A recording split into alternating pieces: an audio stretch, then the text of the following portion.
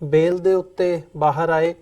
ਉਹਨਾਂ ਤੇ ਬੜੇ ਸੀਰੀਅਸ ਜਿਹੜੇ ਚਾਰजेस ਨੇ ਉਹ ਉਹਨਾਂ ਤੇ ਮੌਜੂਦ ਨੇ। ਇਸ ਵਕਤ ਕੇਸ ਉਹਨਾਂ ਤੇ ਚੱਲ ਰਿਹਾ ਤੇ ਫਿਰ ਵੀ ਉਹਨਾਂ ਨੂੰ ਭੋਪਾਲ ਤੋਂ ਜਿਹੜੀ ਟਿਕਟ ਹੈ ਉਮੀਦਵਾਰ ਐਲਾਨਿਆ ਗਿਆ ਬੀਜੇਪੀ ਪਾਰਟੀ ਵੱਲੋਂ।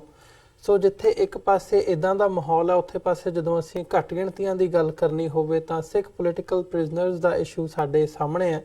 ਸਜ਼ਾਵਾਂ ਪੂਰੀਆਂ ਕਰ ਚੁੱਕੇ ਨੇ ਦਰਜਨਾਂ ਦੀ ਤਾਦਾਦ ਦੇ ਵਿੱਚ ਸਿੰਘ ਜਿਹੜੇ 15-20 ਸਾਲ ਤੋਂ ਜੇਲ੍ਹਾਂ ਦੇ ਵਿੱਚ ਬੈਠੇ ਨੇ। ਸਜ਼ਾਵਾਂ ਪੂਰੀਆਂ ਕਰਨ ਤੋਂ ਬਾਅਦ ਵੀ ਉਹਨਾਂ ਨੂੰ ਹਜੇ ਤੱਕ ਰਿਹਾ ਨਹੀਂ ਕੀਤਾ ਗਿਆ। ਇਹਦੇ ਵਿੱਚ ਕਿਹਦੀ ਗਲਤੀ ਹੈ, ਇਹ ਇੱਕ ਵੱਡਾ ਸਵਾਲ ਹੈ। ਜਾਂ ਇਹ ਕਹਿ ਲਿਆ ਜਾਵੇ ਵੀ ਭਾਰਤ ਦੇ ਵਿੱਚ ਦੋ ਸੈਟ ਆਫ ਲਾਜ਼ ਨੇ। ਇੱਕ ਕਾਨੂੰਨ ਦੀਆਂ ਧਾਰਾਵਾਂ, ਉਹੀ ਧਾਰਾਵਾਂ ਜਿਹੜੀਆਂ ਨੇ ਜਦੋਂ ਘੱਟ ਗਿਣਤੀਆਂ ਤੇ ਲਾਗੂ ਹੁੰਦੀਆਂ ਨੇ ਉਹਦੇ ਮਾਪਦੰਡ ਹੋਰ ਹੁੰਦੇ ਨੇ, ਤੇ ਜਦੋਂ ਮੈਜੋਰਿਟੀ ਕਮਿਊਨਿਟੀ ਦੇ ਉੱਤੇ ਉਹ ਲਾਗੂ ਹੁੰਦਾ ਤੇ ਉਹਦੇ ਜਿਹੜੇ ਰਿਜ਼ਲਟ ਨੇ ਉਹ ਵੱਖਰੇ ਹੁੰਦੇ ਨੇ। ਸਿੱਖਾਂ ਦੇ ਨਾਲ ਹੀ ਨਹੀਂ, ਮੁਸਲਮਾਨਾਂ ਦੇ ਨਾਲ ਜਦੋਂ ਅਸੀਂ ਦੇਖਦੇ ਹਾਂ, ਦਲਿਤ ਭਾਈਚਾਰੇ ਦੇ ਨਾਲ ਦੇਖਦੇ ਹਾਂ, ਜਾਂ ਘੱਟ ਗਿਣਤੀਆਂ ਦੇ ਹਵਾਲੇ ਨਾਲ ਦੇਖਦੇ ਹਾਂ, ਤਾਂ ਕਾਨੂੰਨ ਦੇ ਜਿਹੜੇ ਦੋਹਰੇ ਮਾਪਦੰਡ ਨੇ ਉਹ ਇੱਦਾਂ ਹੀ ਉਹਦੀਆਂ ਕਈ ਉਦਾਹਰਨਾਂ ਸਾਡੇ ਸਾਹਮਣੇ ਨਜ਼ਰ ਆਉਂਦੀਆਂ ਨੇ। ਸੋ ਅੱਜ ਅਸੀਂ ਇਸ ਬਾਬਤ ਗੱਲਬਾਤ ਕਰਾਂਗੇ। ਇਹ ਸਾਰੀ ਵਿਚਾਰ ਚਰਚਾ ਦੇ ਲਈ ਅੱਜ ਸਾਡੇ ਨਾਲ ਲੁਧਿਆਣਾ ਤੋਂ ਵਕੀਲ ਸਰਦਾਰ ਜਸਪਾਲ ਸਿੰਘ ਮੰਝਪੁਰ ਸਾਡੇ ਨਾਲ ਮੌਜੂਦ ਨੇ, ਇਸ ਵਕਤ ਫੋਨ ਲਾਈਨ ਤੇ ਜੁੜੇ ਨੇ। ਆਓ ਉਹਨਾਂ ਨਾਲ ਮਿਲ ਕੇ ਅੱਜ ਦੀ ਵਿਚਾਰ ਚਰਚਾ ਦੀ ਸ਼ੁਰੂਆਤ ਕਰਦੇ ਹਾਂ। ਮੰਝਪੁਰ ਸਾਹਿਬ, ਤੁਹਾਡਾ ਸਵਾਗਤ ਹੈ ਜੀ। ਵਾਹਿਗੁਰੂ ਜੀ ਕਾ ਖਾਲਸਾ, ਵਾਹਿਗੁਰੂ ਜੀ ਕੀ ਫਤਿਹ। ਵਾਹਿਗੁਰੂ ਜੀ ਕਾ ਖਾਲਸਾ, ਵਾਹਿਗੁਰੂ ਜੀ ਕੀ ਫਤਿਹ। ਮੰਝਪੁਰ ਸਾਹਿਬ, ਸਭ ਤੋਂ ਪਹਿਲਾਂ ਤਾਂ ਮੈਂ ਜਿਹੜਾ ਇਹ ਸਾਧਵੀ ਪ੍ਰਗਿਆ ਦਾ ਕੇਸ ਸਾਡੇ ਸਾਹਮਣੇ ਆਇਆ ਤੇ ਦੂਜੇ ਪਾਸੇ ਉਦਾਹਰਣ ਸਾਡੇ ਕੋਲ ਸਿੱਖ ਪੋਲੀਟੀਕਲ ਪ੍ਰਿਜ਼ਨਰਸ ਦੀ ਹੈ, ਇਹਨਾਂ ਦੋਵਾਂ ਦਾ ਜਦੋਂ ਅਸੀਂ ਮੁਲਾਂਕਣ ਕਰਦੇ ਹਾਂ ਤਾਂ ਦੋਹਰੇ ਮਾਪਦੰਡਾਂ ਦੀ ਗੱਲ ਅਸੀਂ ਆਮ ਤੌਰ ਤੇ ਕਰਦੇ ਹਾਂ, ਦੇਖਦੇ ਹਾਂ। ਇਹਦੀ ਇੱਕ ਐਗਜ਼ਾਮਪਲ ਦੇ ਵਜੋਂ ਜੇ ਇਸ ਕੇਸ ਨੂੰ, ਇਸ ਕੰਪੈਰੀਜ਼ਨ ਨੂੰ ਲੈਣਾ ਹੋਵੇ ਤਾਂ ਕੀ ਸਮਝਦੇ ਹੋ, ਕੀ ਐਨਾਲਾਈਜ਼ ਕਰਦੇ ਹੋ? ਇੱਕ ਵਕੀਲ ਹੋਣ ਦੇ ਨਾਤੇ ਤੁਹਾਡਾ ਕੀ ਵਿਸ਼ਲੇਸ਼ਣ ਹੈ? ਦੇਖੋ, ਜਿਹੜੀ ਸਾਰੀ ਪ੍ਰਕਿਰਿਆ ਹੈਗੀ ਆ ਉਹਦੇ ਤੇ ਬਹੁਤ ਸੀਰੀਅਸ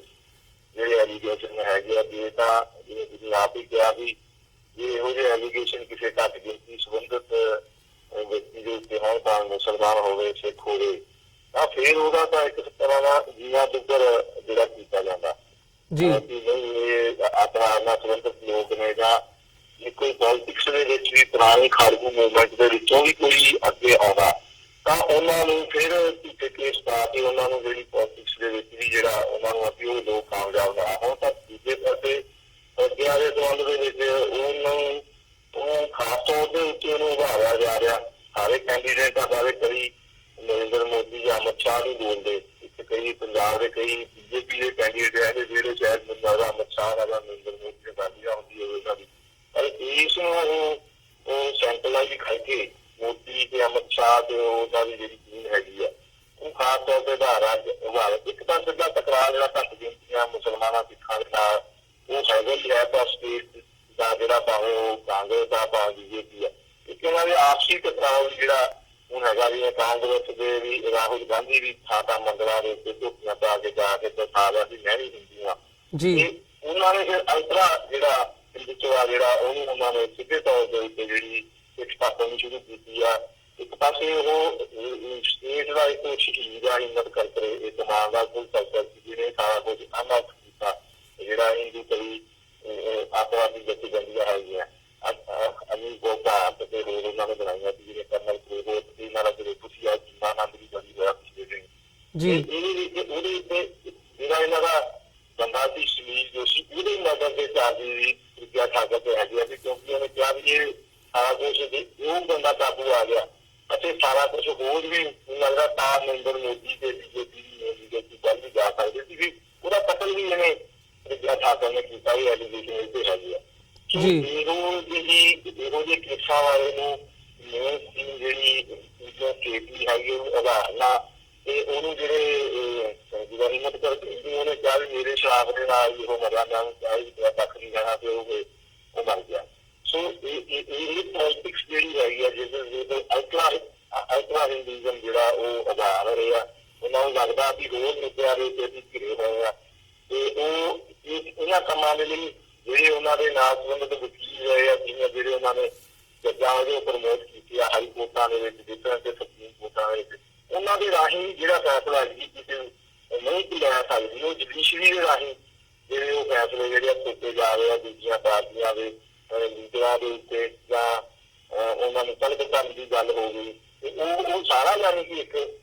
ਮੰਦ ਕੀਤਾ ਜਾ ਰਿਹਾ ਵਿਅਕਤੀ ਦੇ ਵਿਸ਼ੀ ਪਹਿਲਾਂ ਵੀ ਸੀਗੀ, ਇਹ ਨਹੀਂ ਕਿਹਾ ਜਾ ਸਕਦਾ ਪਹਿਲਾਂ ਨਹੀਂ ਸੀ। ਅਤੇ ਗਿਣਤੀਆਂ ਨਾਲ ਸੰਬੰਧਿਤ ਜਿਹੜੇ ਫੈਸਲੇ ਸੀ ਜੀ ਵਿਸ਼ੇ ਦੇ ਵਿੱਚ ਦਿਖਦੇ ਸੀ ਕਿ ਪੋਲੀਟੀਕਲੀ ਮੋਟੀਵੇਟਡ ਹੈਗੇ ਆ। ਪਰ ਹੁਣ ਆਪਣੇ ਬਚਾਅ ਲਈ ਵੀ ਉਹ ਜਿਵੇਂ ਸੀਮਾਨੰਦ ਕਰੀ ਹੋਇਆ ਤੇ ਜੱਜ ਜਗਜੀਤ ਸਿੰਘ ਨੇ ਸਪੈਸੀਫਿਕ ਲਿਖਿਆ ਕਿ ਜਿਹੜਾ ਬੈਸਟ ਐਵੀਡੈਂਸ ਸੀਗਾ ਉਹ ਵਿਦਹੋਲਡ ਕੀਤਾ ਇਨਵੈਸਟੀਗੇਸ਼ਨ ਏਜੰਸੀ ਐਨਆਈਏ ਨੇ। ਤੇ ਮੈਂ ਬਹੁਤ ਹੀ ਦੁੱਖ ਦੇ ਨਾਲ ਇਹ ਜਿਹੜਾ ਫੈਸਲਾ ਕਰੀ ਕਰਦਾ ਸੁਣਾ ਰਿਹਾ। ਐਸਾ ਜੱਜ ਵੱਲੋਂ ਲਿਖਣਾ ਤੇ ਸੁਪਰੀਮ ਕੋਰਟ ਦੇ ਪਿਛਲੇ ਸਮੇਂ ਤੁਹਾਨੂੰ ਪਤਾ ਵੀ ਪੰਜਾਂ ਜੱਜਾਂ ਨੇ ਪ੍ਰੈਸ ਕਾਨਫਰੰਸ ਕਰਨੀ ਤੇ ਹੁਣ ਆਹ ਲੰਬੇ ਦੇ ਗੋਲ ਦਾ ਜਿਹੜਾ ਮਸਲਾ ਹੈਗਾ ਇਹ ਵੀ ਇੱਕ ਤਰ੍ਹਾਂ ਨਾਲ ਉਸੇ ਹੀ ਲੜੀ ਦੇ ਵਿੱਚ ਥੱਲੇ ਤੋਂ ਲੈ ਕੇ ਕਿਤਾ ਜਿਵੇਂ ਜਸਟਿਸ ਮਾਰਜਨ ਨੇ ਪਾਸ ਜੀ ਅੱਜ ਵੀ ਨਜ਼ਰੀਆ ਦੇਖੋ ਵੀ ਇਹ ਜਾਂਦੀ ਮੋਰ ਦੈਨ 50% ਦੇ ਜੱਜ ਟੌਪ ਤੇ ਹੁਣ ਮੈਂ ਕਹਿੰਦਾ ਵੀ ਮੈਨੂੰ ਲੱਗਦਾ ਵੀ 95-97% ਜਿਹੜੇ ਜੱਜ ਆ ਉਹ ਇਹਨਾਂ ਦੇ ਪ੍ਰਭਾਵ ਦੇ ਅਧੀਨ ਖਾਸ ਤੌਰ ਤੇ ਹਾਈ ਕੋਰਟਾਂ ਤੇ ਸੁਪਰੀਮ ਕੋਰਟਾਂ ਦੇ ਵਿੱਚ ਜਿਹੜੇ ਚੱਲ ਰਹੇ ਹੈਗੇ ਜਿਹੜੇ ਨਹੀਂ ਚੱਲ ਰਹੇ ਉਹਨਾਂ ਨੂੰ ਫਿਰ ਜਸਟਿਸ ਲੋਆ ਨੂੰ ਇਹਨਾਂ ਨੇ ਐਲੀਮੀਨੇਟ ਵੀ ਕਰਵਾਤਾ ਉਹਨੂੰ ਕਿਸੇ ਪਿੱਛੇ ਵੀ ਇਸ ਤਰ੍ਹਾਂ ਦੀਆਂ ਜਿਹੜੀਆਂ ਇਸ ਖਿੱਤੇ ਨੂੰ ਬਹੁਤ ਜ਼ਿਆਦਾ ਯਾਨੀ ਕਿ ਕਹਿ ਸਕਦੇ ਹਾਂ ਵੀ ਅਸ਼ਾਂਤੀ ਵਜੋਂ ਤੱਕ ਸਕਦੀਆਂ ਜਿਹੜੀਆਂ ਇਹਨਾਂ ਦੀਆਂ ਪੌਲੀਸੀਆਂ ਹੈਗੀਆਂ ਤੇ ਜੇ ਕੁਛ ਆਸੇ ਪਾਸੇ ਵੀ ਇਸ ਖਿੱਤੇ ਦੇ ਵਿੱਚ ਭਾਵੇਂ ਪਾਕਿਸਤਾਨ ਭਾਵੇਂ ਸ਼੍ਰੀਲੰਕਾ ਇਹਨਾਂ ਗੱਲਾਂ ਤੇ ਪ੍ਰਭਾਵ ਤੋਂ ਮੁਕਤ ਨਹੀਂ ਮੈਂ ਕਹਿ ਸਕਦਾ ਸੀ ਉਹ ਸਾਰੀਆਂ ਗੱਲਾਂ ਤਾਂ ਹੈਗੀਆਂ ਜੋ ਕੁਛ ਵੀ ਕਰ ਰਿਹਾ ਜੀ। ਤੇ ਮੰਚਪੁਰ ਸਾਹਿਬ ਇਸ ਦੇ ਮੁਲਾਂਕਣ ਦੇ ਵਜੋਂ ਜਦੋਂ ਸਿੱਖ ਸਿਆਸੀ ਕੈਦੀਆਂ ਦੇ ਕੇਸ ਨੂੰ ਦੇਖਦੇ ਹਾਂ ਤੇ ਬੜਾ ਹੀ ਇੱਕ ਸਿੱਧਾ ਜਿਹਾ ਕੇਸ ਨਜ਼ਰ ਆਉਂਦਾ। ਤੁਸੀਂ ਵੀ ਸਿੱਧੇ ਤੌਰ ਤੇ ਸਪਸ਼ਟ ਤੌਰ ਤੇ ਕਹਿੰਦੇ ਹੋ ਕਿ ਸਜ਼ਾਵਾਂ ਪੂਰੀਆਂ ਹੋ ਚੁੱਕੀਆਂ ਨੇ ਤੇ ਰਿਹਾ ਨਹੀਂ ਕੀਤਾ ਜਾ ਰਿਹਾ। ਉਸ ਤੋਂ ਬਾਅਦ ਸਾਡੇ ਸਾਹਮਣੇ ਜਗਤਾਰ ਸਿੰਘ ਜੱਗੀ ਦਾ ਕੇਸ ਹੈ ਜਾਂ ਹੋਰ ਜਿਹੜੇ ਹਿੰਦੂਤਵਾ ਦੇ ਨਾਲ ਸੰਬੰਧਿਤ ਪੰਜਾਬ ਦੇ ਵਿੱਚ ਆਗੂ ਸੀ ਉਹਨਾਂ ਦੇ ਕਤਲ ਮਾਮਲਿਆਂ ਦੇ ਵਿੱਚ ਜਿਹੜੇ ਸਿੱਖ ਨੌਜਵਾਨ ਫੜੇ ਹੋਏ ਆ ਉਹਨਾਂ ਦੇ ਕੇਸ ਵੀ ਇਸੇ ਤਰਜ਼ ਤੇ ਦੇਖੇ ਜਾ ਰਹੇ ਆ। ਸੋ ਉਹਨਾਂ ਦੇ ਕੰਪੈਰੀਜ਼ਨ ਦੇ ਵਿੱਚ ਇਹ ਕੇਸ ਇਹਨਾਂ ਕੇਸਾਂ ਨੂੰ ਕਿਵੇਂ ਦੇਖਦੇ ਹੋ? ਦੇਖੋ ਇਹ ਤਾਂ ਸਪਸ਼ਟ ਜੇ ਤੁਸੀਂ ਸਾਹਮਣੇ ਦੋਨਾਂ ਕੇਸਾਂ ਦੀਆਂ ਫਾਈਲਾਂ ਰੱਖੋ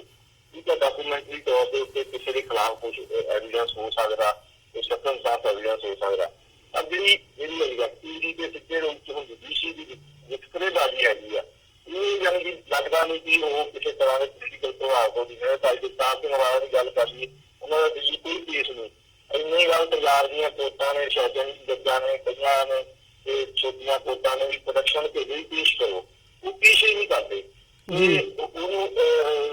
ਪ੍ਰਗਿਆ ਬਾਗਾ ਨੂੰ ਗੰਗਾ ਨਹਾਉਣ ਵਾਸਤੇ ਵੀ ਉਹ ਜੁਡੀਸ਼ਰੀ ਵੱਲੋਂ ਜਿਹੜੀ ਆ ਉਹਨੂੰ ਗੰਗਾ ਚਲਾਉਣ ਵਾਸਤੇ ਵੀ ਜਗ੍ਹਾ ਦਿੱਤੀ ਜਾਣੀ ਕਿ ਜੇ ਅੱਜ ਪਲਮਜੀਤ ਸਿੰਘ ਢਿੱਲੋਂ ਆਪਣੀ ਮਾਂ ਵੀ ਮਿਲਣ ਵਾਸਤੇ ਬਿਮਾਰ ਨੂੰ ਵੀ 10 ਘੰਟੇ ਦੀ ਜ਼ਰੂਰਤ ਨਹੀਂ ਦਿੱਤੀ ਜਾਂਦੀ। ਸੋ ਇਹ ਸਪਸ਼ਟ ਰੂਪ ਦੇ ਵਿੱਚ ਹੈਗਾ ਵੀ ਦੋਵੇਂ ਮਾਪਦੰਡ ਹੈਗੇ ਆ। ਜਿਵੇਂ ਹੁਣ ਭਾਈ ਜਗਤਾਰ ਸਿੰਘ ਵਾਲੇ ਨੂੰ ਪੰਜਾਬ ਦੀ ਜੇਲ੍ਹ ਵਿੱਚ ਰਾਜ ਸਰਕਾਰ ਏਜੰਸੀ ਨਹੀਂ ਹੋਣ ਦੇ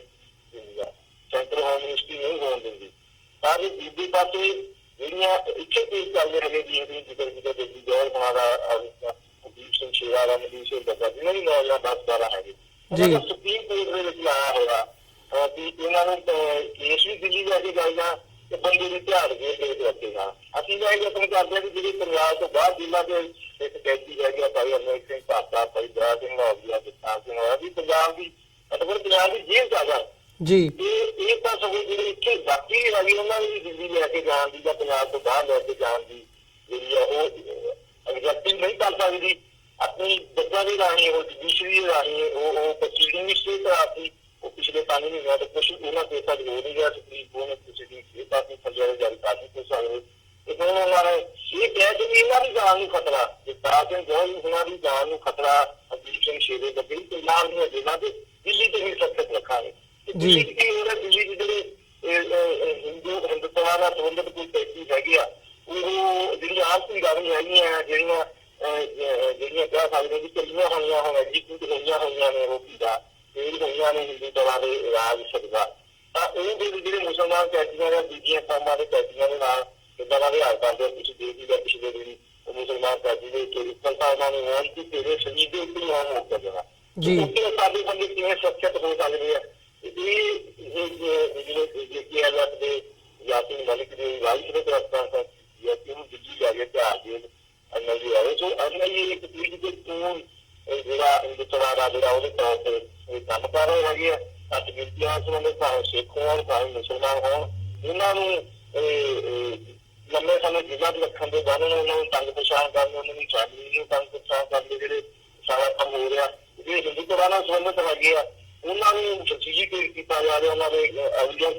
ਵਿਦਰੋਹ ਕੀਤੇ ਜਾ ਰਹੇ ਆ। ਇੱਕ ਐਨਆਈਏ ਦੀ ਜਿਹੜੀ ਪਬਲਿਕ ਪ੍ਰੋਸੀਕਿਊਟਰ ਦੀ ਬੰਦੇ ਉਹਨੇ ਇਹ ਗੱਲ ਪ੍ਰਸਤਾਵ ਕਰਕੇ ਕਹੀ ਸੀ ਕਿ ਮੈਨੂੰ ਐਨਆਈਏ ਅਫਸਰਾਂ ਨੇ ਕਿਹਾ ਵੀ ਇਹਨਾਂ ਕੇਸਾਂ ਨੂੰ ਪ੍ਰਜਾ ਸਾਦਰ ਕਰਨਾ ਚਾਹੀਦਾ, ਉਹਨਾਂ ਦੇ ਕੇਸਾਂ ਨੂੰ ਜਿਹੜਾ ਤੁਸੀਂ ਗੱਲ ਰੱਖੋ, ਇਹ ਬੜੀ ਇਹਨਾਂ ਫੈਸਿਲਿਟੇਟ ਕਰੋ ਕਿ ਇਹ ਕੋਰਟ ਇਹਨੂੰ ਬਰੀ ਕਰ ਦੇ ਜੀ। ਸੋ ਇਹ ਇੱਕ ਬਹੁਤ ਕਹਿ ਸਕਦੇ ਹੋ ਕਿ ਇੱਕ ਠੀਕ ਰੇਟ ਤੇ ਹੋ ਗਈ ਇਹ ਗੱਲ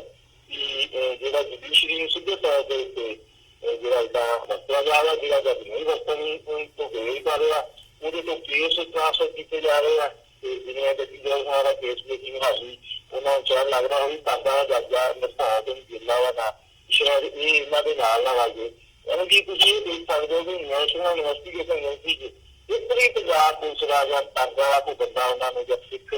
ਡੈਪੂਟੇਸ਼ਨ ਨਹੀਂ ਲਿਆ ਹੋਇਆ, ਸਾਰੇ ਬੰਦੇ ਉਹਨਾਂ ਦੇ ਯੂਪੀ ਨਾਲ ਸੰਬੰਧਿਤ, ਝਾਰਖੰਡ ਨਾਲ ਸੰਬੰਧਿਤ, ਗੁਜਰਾਤ ਨਾਲ ਸੰਬੰਧਿਤ, ਮੋਦੀ ਉਹਨਾਂ ਦਾ ਡੀਜੀਪੀ ਹੈ ਜੋ ਬਿਹਾਰ ਦਾ ਬੰਦਾ ਜੀ। ਉਹਨਾਂ ਨੇ ਉਹਨੂੰ ਇੱਕ ਆਪਣੀ ਕਹਿ ਸਕਦੇ ਹੋ ਤੁਸੀਂ ਉਹਨਾਂ ਨੇ ਆਪਣਾ ਇੱਕ ਪ੍ਰਾਈਵੇਟ ਜਿਹੜੀ ਆ ਸਿਕਿਉਰਿਟੀ ਏਜੰਸੀ ਬਣਾ ਲਈ ਹੈ, ਜਿੱਥੇ ਪੋਲੀਟੀਕਲ ਤੌਰ ਦੇ ਉੱਤੇ ਜਿਹੜੇ ਲੋਕ ਹੈਗੇ ਨੇ ਘੱਟ ਗਿਣਤੀ ਚ ਉਹਨਾਂ ਨੂੰ ਤੰਗ ਕਰਨਾ ਤੇ ਇਹ ਯਾਨੀ ਕਿ ਸਾਰੀ ਜੁਡੀਸ਼ੀਅਲ ਸਾਰੇ ਇੰਡੀਆ ਦੇ ਜਿੱਥੇ ਲਾਗੂ ਜਿਹੜਾ ਕੇਸ ਲੱਗਦਾ ਉਹਨਾਂ ਨੂੰ ਇਹਦੇ ਰਾਹੀਂ ਜਿਹੜੀ ਅਸੀਂ ਆਪਣਾ ਪੋਲੀਟੀਕਲ ਲੌਬੀ ਸੋਲਵ ਕਰਾਂਗੇ, ਉਹ ਕੇਸ ਜਾ ਕੇ ਸੰਬੰਧਿਤ ਕੇਸ ਦੀ ਪੁਲਿਸ ਨੂੰ ਲੈ ਲੈਂਦੀ ਆ, ਫਿਰ ਉਹਨੂੰ ਆਪਣੇ ਜਿਹੜੇ ਉਹਨਾਂ ਦੇ ਹਿੱਤਾਂ ਦੇ ਮੁਤਾਬਕ ਜਿਹੜਾ ਕਰਦੇ ਨੇ। ਸੋ ਇਹ ਇਸ ਗੱਲ ਦਾ ਅੰਤਰਰਾਸ਼ਟਰੀ ਭਾਈਚਾਰੇ ਨੂੰ ਵੀ ਇਸ ਗੱਲ ਦਾ ਨੋਟਿਸ ਲੈਣਾ ਚਾਹੀਦਾ ਵੀ ਇੱਥੇ ਇੰਡੀਆ ਦੇ ਹੋ ਕੀ ਰਿਹਾ। ਇਹ ਸਾਰਾ ਕੁਛ ਕਾਨੂੰਨ ਦੇ ਰਾਹੀਂ ਕਾਨੂੰਨ ਪਹਿਲਾਂ ਬਣਾਇਆ ਜਾਂਦਾ, ਫਿਰ ਕਾਨੂੰਨ ਦੇ ਰਾਹੀਂ ਦੱਸ ਕੇ ਕਹਿੰਦਾ ਜੀ ਜੇ ਕਾਨੂੰਨ ਮੁਤਾਬਕ ਆ ਤਾਂ ਕਾਨੂੰਨ ਦੀ ਜਿਹੜੀ ਦੁਰਵਰਤੋਂ ਆ ਆਪਣੇ ਬੰਦਿਆਂ ਨੂੰ ਜਿਹੜਾ ਛਡਾਉਣ ਦੀ, ਉਹਨਾਂ ਨੂੰ ਇੱਕ ਰਾਸ਼ਟਰੀ ਹੀਰੋ ਸਿੱਧ ਕਰਨ ਦੀ ਤੇ ਜਿਹੜੇ ਘੱਟ ਗਿਣਤੀਆਂ ਨਾਲ ਸੰਬੰਧਿਤ ਉਹਨਾਂ ਨੂੰ ਗੈਪ ਰੂਪ ਦਿਖਾਉਣ ਦੀ ਜਿਹੜੀ ਕਿ ਹਿੰਦੂ ਪਰੀ ਸੰਸਕ੍ਰਿਤੀ ਦੇ ਇੱਕ ਪਈ ਹੈਗੀ ਕਿ ਆਪਣੇ ਆਪ ਨੂੰ ਦੇਖ ਕੇ ਤੇ ਜਿਹੜਾ ਵਿਰੋਧੀ ਆ ਉਹਨੂੰ ਗੈਪ ਰਾਖਸ਼ ਕਹਿ ਦਿਓ। ਇਹ ਉਹਨਾਂ ਦੀ ਜੰਗ ਦੇ ਵਿੱਚ ਲੋਕਾਂ ਨੇ ਬਹੁਤ ਹੀ ਜਿੱਥੇ ਦੇਖ ਕੇ ਜਿੱਤ ਗਏ ਤੇ ਜਿਹੜੇ ਬੈਠ ਉਹਨਾਂ ਨੂੰ ਮਾਰਾ ਜਾਂਦਾ ਸੀ, ਉਹਨਾਂ ਨੂੰ ਜਿਹੜੀ ਕਹਿੰਦਾ ਸੋ ਇਹੋ ਜਿਹੀ ਪੋਲਿਟਿਕਸ ਜਿਹੜੀ ਹਿੰਦੂ ਸੱਭਿਆਚਾਰ ਦੇ ਵਿੱਚ ਪਹਿਲਾਂ ਹੈਗੀ ਹੋਈ ਆ, ਉਹਦੇ ਸਾਰੇ ਸ਼ਾਨਦਾਰ ਗੰਢ ਭੇਦ ਜਿਹੜੇ ਆ ਵਰਤਿਆ ਨੀਤੀ ਦਾ ਉਹ ਸਾਰੇ ਵਿਰੋਧੀਆਂ ਦੇ ਉੱਤੇ ਖਾਸ ਤੌਰ ਤੇ ਘੱਟ ਗਿਣਤੀ ਸਿੱਖਾਂ ਤੇ ਮੁਸਲਮਾਨਾਂ ਦੇ ਉੱਤੇ ਇਹ ਪਤਾਨੇ ਜਿਹੜੇ ਲਾਏ ਜਾਂਦੇ ਆ ਕਿ ਸਾਨੂੰ ਇਹ ਤਰਾਸ ਵੀ ਆ ਪੰਜਾਬ ਦੀ ਵੀ ਪੰਜਾਬ ਦੇ ਵਿੱਚ ਇਸ ਸਮੇਂ ਇਹ ਵੀ ਲੀਡਰ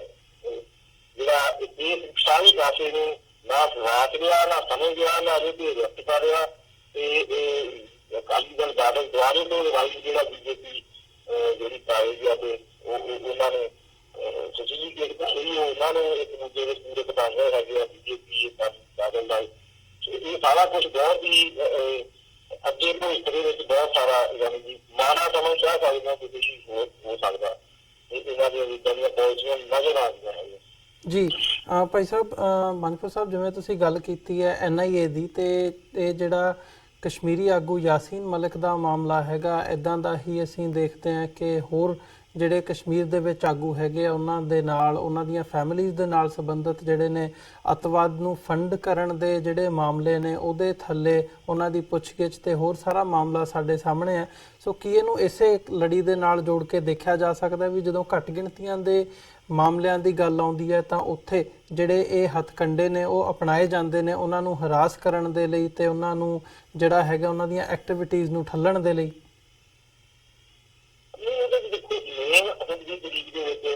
ਜਿੰਨੀਆਂ ਵੀ ਜਥੇਬੰਦੀਆਂ ਆਈਆਂ ਘੱਟ ਗਿਣਤੀਆਂ ਨੇ ਉਹਨਾਂ ਦੇ ਆਈਐਸ ਦੇ ਤੌਰ ਤੇ ਉਹਨਾਂ ਨੂੰ ਜਿਹੜਾ ਉਹ ਲਿੰਕ ਕੀਤਾ ਜਾਂਦਾ। ਆਈਐਸ ਦੇ ਤੌਰ ਤੇ ਜਿਹੜੀਆਂ ਕੋਈ ਚੈਰਿਟੀ ਬਣੀਆਂ ਹੋਈਆਂ ਜੀਡੀਆਂ ਦੀਆਂ ਹਜ਼ਾਰਾਂ ਜਥੇਬੰਦੀਆਂ ਆ ਰਹਾ ਤੇ ਹਜ਼ਾਰਾਂ ਲਿੰਕ ਜਿਹੜੇ ਆ ਉਹ ਚੈਰਿਟੀ ਦੇ ਤੌਰ ਦੇ ਉੱਤੇ ਲੱਖਾਂ ਕਰੋੜਾਂ ਰੁਪਈਆ ਸਰਕਾਰ ਦਾ ਆਪਣੇ ਕੈਂਪਾਂ ਦੇ ਵਿੱਚ ਆਮ ਸਟਰਗਲ ਉਹਨਾਂ ਨੂੰ ਟ੍ਰੇਨਿੰਗ ਦੇ ਵਿੱਚ ਵੀ ਲਾਉਂਦੇ ਹੈਗੇ ਆ। ਇਹ ਮਦਰਸੇ ਨੂੰ ਚਾਰ ਪੈਸੇ ਆਉਂਦੇ ਆ ਤੇ ਕਿਸੇ ਜਥੇਬੰਦੀ ਨੂੰ ਚਾਰ ਪੈਸੇ ਆਉਂਦੇ ਆ। 1000 1500 5-5000 ਰੁਪਏ ਦੇ ਕੇਸਾਂ ਮੈਂ ਦੇਖਿਆ ਨਾ, ਮੇਰੇ ਕੇਸ ਦੇ ਵਿੱਚ 1300 ਰੁਪਏ ਦੀ ਟ੍ਰਾਂਜੈਕਸ਼ਨ ਦੀ ਅਪਰਾਧ ਕੀਤੀ ਗਈ ਸੀ, ਕਿਸੇ ਨੂੰ 1300 ਰੁਪਏ ਦਿੱਤੇ। ਸੋ ਇਹ ਜਿਹੜੇ ਬਿਜ਼ਨਸਮੈਨ ਹੈਗੇ ਆ ਦੁਬਈ ਨਾਲ ਸੰਬੰਧਿਤ ਵੀ ਉਹਨਾਂ ਦੇ ਕਿਸੇ ਪਰਿਵਾਰ ਨੂੰ ਉੱਥੇ ਸ਼੍ਰੀਨਗਰ ਦੇ ਵਿੱਚ ਕਿਸੇ ਉਹ ਜਿਹੜੀਆਂ ਹੁਰੀਅਤ ਦੇ ਨਾਲ ਸੰਬੰਧਿਤ ਬੰਦੇ ਕਿਸੇ ਰਿਲੇਸ਼ਨ ਹੈਗਾ ਉਹਨਾਂ ਦੇ ਅੱਗੇ ਤੋਂ ਅੱਗੇ ਲੌਜ ਦੇ ਤੱਕ ਜਿਹੜੇ ਯਾਨੀ ਕਿ ਇਹਨਾਂ ਦੇ ਬੰਦੇ ਤੱਕ ਤੱਕ ਸਾਰੇ, ਕਿਉਂਕਿ ਇਹਨਾਂ ਨੂੰ ਲੱਗਦਾ ਸੀ ਵੀ ਜੋ ਕਸ਼ਮੀਰ 'ਚ ਹੋ ਰਿਹਾ ਇੰਡੀਆ ਤਾਰੇ ਕਰਾ ਰਹੇ ਹੁਣ ਉਹਨਾਂ ਨੇ ਸਾਰੇ ਚੁੱਕ ਕੇ ਪੁੰਜੇ ਤਾਰੇ ਜਿਹੜੇ ਬੰਦੇ ਆ ਉਹ ਸਾਰੇ ਧਿਆਨ ਦੇ ਵਿੱਚ ਫਿਰ ਕੇ ਉੱਥੇ ਫੇਰ ਵੀ ਕਿਉਂਕਿ ਉੱਥੋਂ ਦੀ ਜਿਹੜੀ ਲੀਡਰਸ਼ਿਪ ਆ ਕੋਈ ਇੱਕ ਬੰਦੇ ਦੇ ਹੱਥ ਨਹੀਂ ਹੈਗਾ ਆਰਾਮ ਨੇ ਜਿਹੜੀ ਆ ਉੱਥੋਂ ਦਾ ਜਿਹੜੀ ਮੂਵਮੈਂਟ ਆਪਣੇ ਹੱਥਾਂ ਦੀ ਲੈ ਲਈ ਆ ਇਹ ਜਿਹੜਾ ਜੇਕੇਐਲ ਵਾਸਤੇ ਵੀ ਹੁਣ ਚੁਣੌਤੀ ਲਾਉਣੀ ਆਜ਼ਾਦ ਸਿੰਘ ਨਾਲ ਤੋਂ ਪਹਿਲਾਂ ਜਿਹੜਾ ਸੀਗਾ ਉਹ ਖਾਰਕੂ ਮੂਵਮੈਂਟ ਦੇ ਵਿੱਚ ਸੀ ਉਹਨਾਂ ਨੇ ਡਿਕਲੇਅਰ ਕੀਤਾ ਸੀ ਕਿ ਅਸੀਂ ਡੈਮੋਕ੍ਰੈਟਿਕ ਨਿਊਜ਼ ਦੇ ਨਾਲ ਆਪਣੀ ਕਸ਼ਮੀਰ ਦੀ ਆਜ਼ਾਦੀ ਦੀ ਗੱਲ ਕਰਾਂਗੇ ਸੋ ਉਹਦੀ ਜੇਕੇਐਲ ਉਹਦੇ ਉੱਤੇ ਵੀ ਉਹਨੂੰ ਪਾਬੰਦੀ ਸ਼ੁਦਾ ਜਥੇਬੰਦੀ ਕਰਦੀ ਤੇ ਜਿਹੜੀਆਂ ਜਥੇਬੰਦੀਆਂ ਨਾਲ ਸੰਬੰਧਿਤ ਪ੍ਰਜਾ ਖਾਸ ਕਰਨ ਨਾਲ ਵਿਰੋਧ ਹੋਈਆਂ ਇਹਨਾਂ ਵੱਲ ਹੀ ਕਰੀ ਲਿਆ ਹੁਣ ਖਾਲਸਾ ਲਿਬਰੇਸ਼ਨ ਫੋਰਸ ਨੂੰ ਇਹਨਾਂ ਨੇ ਦਸੰਬਰ ਦੇ ਵਿੱਚ ਕੇਐਲਐਫ ਨੂੰ ਜਿਹੜਾ ਪਾਬੰਦੀ ਸ਼ੁਦਾ ਜਥੇਬੰਦੀ ਨਾਲ ਐਲਾਨ ਕੀਤਾ ਇਹਨਾਂ ਕੇਸਾਂ ਨੂੰ ਦੇਖ ਬਣਾ ਕੇ ਕੇਐਲਐਫ ਨੂੰ ਪਾਬੰਦੀ ਸ਼ੁਦਾ ਜਥੇਬੰਦੀ ਨਾਲ ਜਿਹੜੇ ਆਲਰੇਡੀ ਬਰੀ ਹੋ ਚੁੱਕੇ ਹੋਏ ਆ ਜਿਵੇਂ ਭਾਈ ਬਖਸ਼ੀਸ਼ ਸਿੰਘ ਹੋਣਾ ਦਾ ਭਾਈ ਰਵਿੰਦਰ ਸਿੰਘ ਦੇ ਜਿਹੜੇ ਕੇਸ ਬਰੀ ਹੋ ਗਏ ਉਹਨਾਂ ਕੇਸਾਂ ਨਾਲ ਲਿਖ ਕੇ ਨਵੇਂ ਕੇਸਾਂ ਨਾਲ ਲਿਖ ਕੇ ਇਹਨਾਂ ਨੇ ਟਾਰਗੇਟ ਕੀਤੀ ਵਾਲੇ ਇਹ ਜਿਵੇਂ 36 ਸਸਪੀਸ਼ੀਅਸ ਕੇਸ ਨੇ ਹੈਗੇ ਆ ਤੇ ਜਿਹੜੇ ਕਨੈਕਟ ਵੀ ਨਹੀਂ ਹੋਏ ਅਜੇ ਸੰਗਤ ਅਜੇ ਚੱਲਣ ਵੀ ਨਹੀਂ ਦਿੰਦੇ ਉਹਨਾਂ ਕੇਸਾਂ ਨੂੰ ਆਧਾਰ ਬਣਾ ਕੇ ਕੇਐਲਐਫ ਤੇ ਪਾਬੰਦੀ ਜਾਈ ਜੇਕੇਐਲਐਫ ਦੀ ਜਿਹੜੀ ਉਹਦੇ ਉੱਤੇ ਪਾਬੰਦੀ ਜਾਈ ਸੋ ਉਹਨਾਂ ਦੇ ਉੱਤੇ ਨਾਲ ਲਾਉਣੀਆਂ ਪਾਬੰਦੀਆਂ ਤੇ ਘੱਟ ਗਿਣਤੀਆਂ ਦੇ ਨਾਲ ਸੰਬੰਧਿਤ ਜਥੇਬੰਦੀਆਂ ਪਾਬੰਦੀਆਂ ਲਾਉਣੀਆਂ ਸੋ ਇਹ ਸੰਕੇਤ ਕਰਦਾ ਹੈਗਾ ਵੀ ਸਪਸ਼ਟ ਰੂਪ ਦੇ ਵਿੱਚ ਜਿਹੜੀ ਹੈ ਲਕੀਰ ਕੀਤੀ ਜਾ ਰਹੀ ਹੈ ਹਿੰਦੂ ਸਭਾ ਵੱਲੋਂ ਇਹ ਰਾਹੀਂ ਕਿ ਇਹ ਸੰਦੇਸ਼ ਹੀ ਇੱਕ ਕਿਸਮ ਦਾ ਘੱਟ ਗਿਣਤੀਆਂ ਦੀ ਤੁਸੀਂ ਜ਼ਿਆਦਾ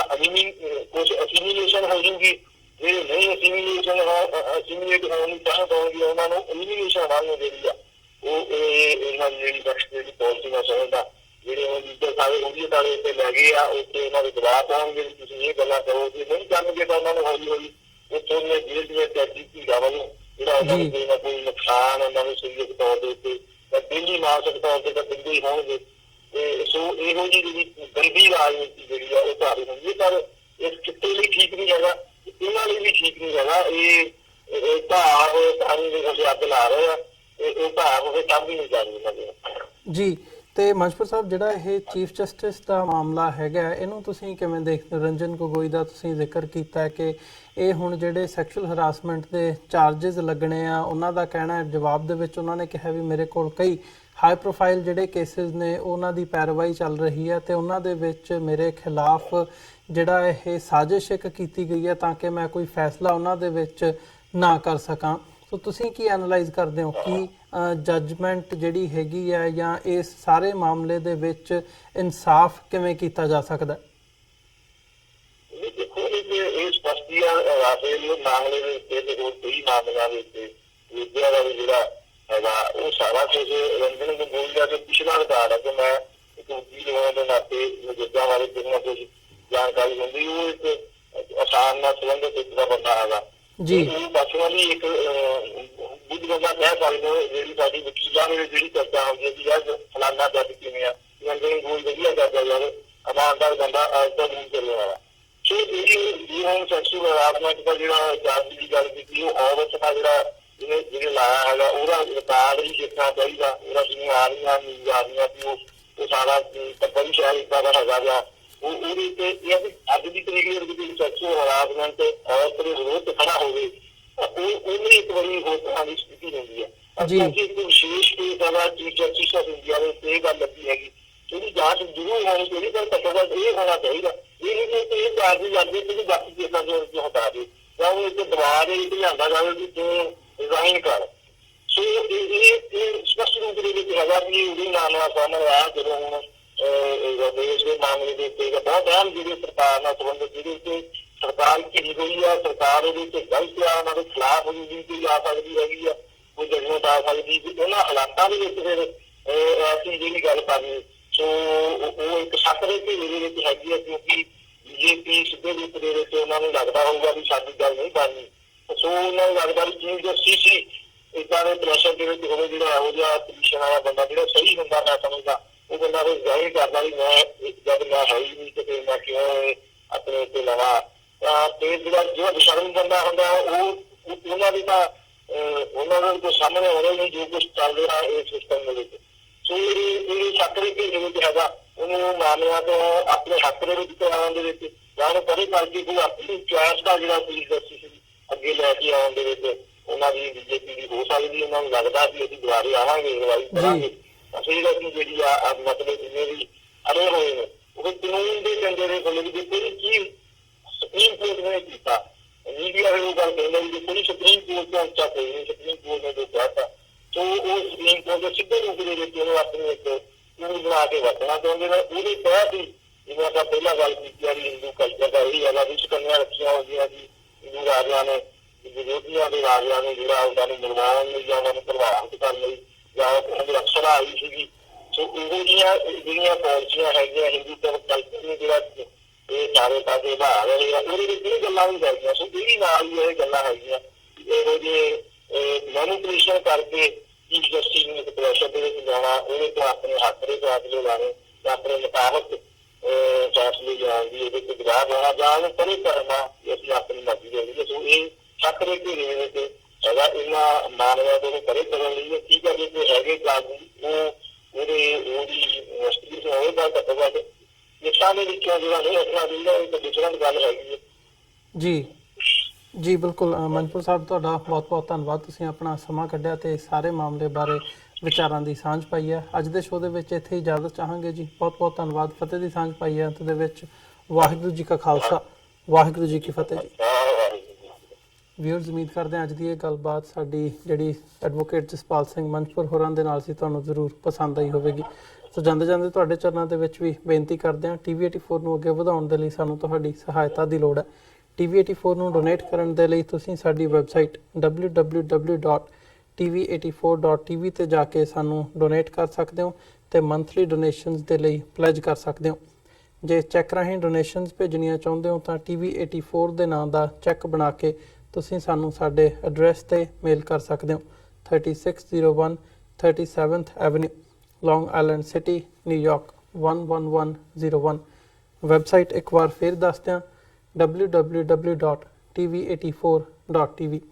ਇਸ ਦੇ ਨਾਲ ਵਿਊਅਰਸ ਅਸੀਂ ਅੱਜ ਦੇ ਪ੍ਰੋਗਰਾਮ ਦੇ ਵਿੱਚ ਤੁਹਾਡੇ ਕੋਲੋਂ ਇੱਥੇ ਹੀ ਇਜਾਜ਼ਤ ਚਾਹਾਂਗੇ ਦੁਬਾਰਾ ਫਿਰ ਕੱਲ ਨੂੰ ਤੁਹਾਡੇ ਨਾਲ ਮੁਲਾਕਾਤ ਹੋਵੇਗੀ ਤਦ ਤੱਕ ਲਈ ਇਜਾਜ਼ਤ ਦਿਓ ਜੀ ਵਾਹਿਗੁਰੂ ਜੀ ਕਾ ਖਾਲਸਾ ਵਾਹਿਗੁਰੂ ਜੀ ਕੀ ਫਤਿਹ